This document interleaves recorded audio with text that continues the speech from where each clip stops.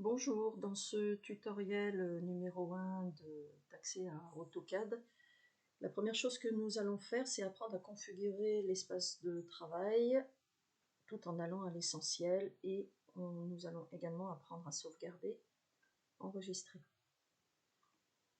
Pour ça, avant tout, vous lancez bien sûr AutoCAD grâce à l'icône se trouvant sur votre bureau. Votre espace de travail, même s'il est différent d'une autre, c'est-à-dire que vous n'avez peut-être pas les mêmes icônes de travail sous les yeux, mais ça n'est pas très grave dans la mesure où nous allons travailler avec les touches raccourcies.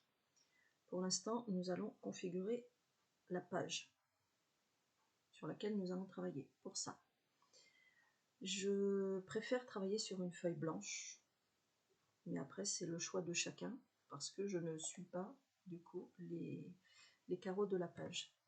Donc pour ça, je vais cliquer sur cet onglet qui, comme vous le voyez écrit en bleu, est actif. Le fait de cliquer clic gauche dessus me permet de le rendre inactif. Vous avez également la possibilité de le faire avec la touche F7 de votre clavier. Ce qui me permet d'avoir une zone blanche pour pouvoir dessiner à loisir.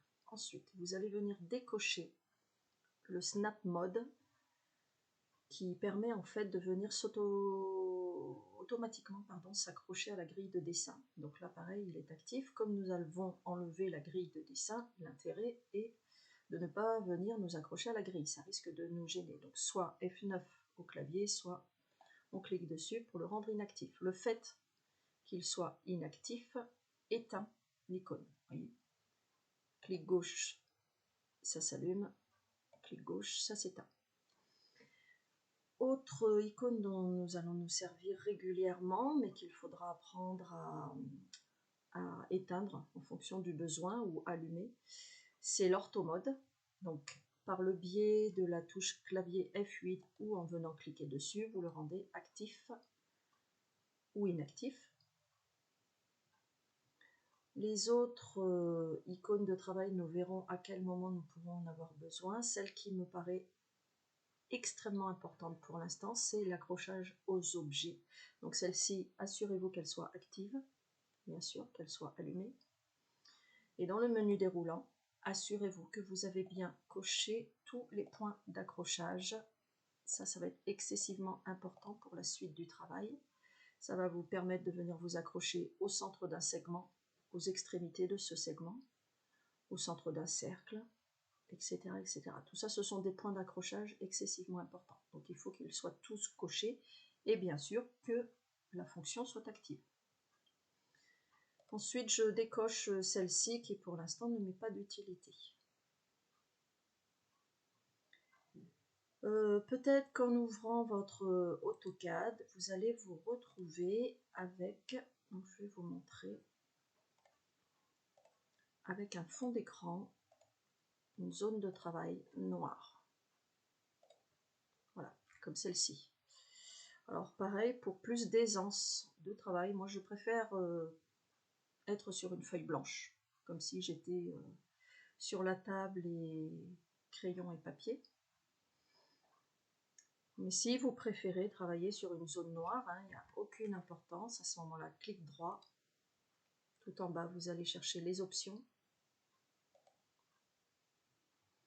Une fenêtre s'ouvre. Vous allez sur les paramètres d'affichage. Zone de couleur. Et là, vous allez sélectionner la couleur d'arrière-plan, comme indiqué ici, pour la mettre en blanc. Bien sûr, je vous déconseille de travailler avec des fonds en couleur, complètement illisibles. Donc voilà. L'idéal étant la feuille blanche. Vous appliquez. Pendant que nous sommes sur cette fenêtre option, nous allons paramétrer également l'enregistrement.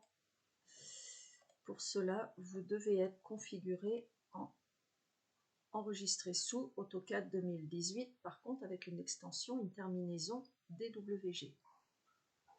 Alors ça ne pose pas de problème dans l'exploitation de vos fichiers, mais par habitude, prenez la fonction pour avoir une terminaison en DXF. C'est le fichier principal avec lequel nous allons travailler. Donc pour ça, vous allez sélectionner DXF AutoCAD 2018 et entre parenthèses, la terminaison de votre fichier sera DXF. Donc ça, configurez-le d'entrée, ça vous évitera d'avoir à enregistrer plusieurs fois. Et vous validez. Une fois que vous avez configuré tous ces paramètres, pensez à sauvegarder régulièrement votre travail sur le clavier à l'aide des touches CTRL S, CTRL maintenu S pour sauvegarder. Allez chercher bien sûr votre zone de stockage pour enregistrer dans le dossier lequel vous avez besoin de stocker. Voilà pour ce qui est de l'enregistrement. Donc tous ces critères vont vous permettre de pouvoir démarrer votre travail.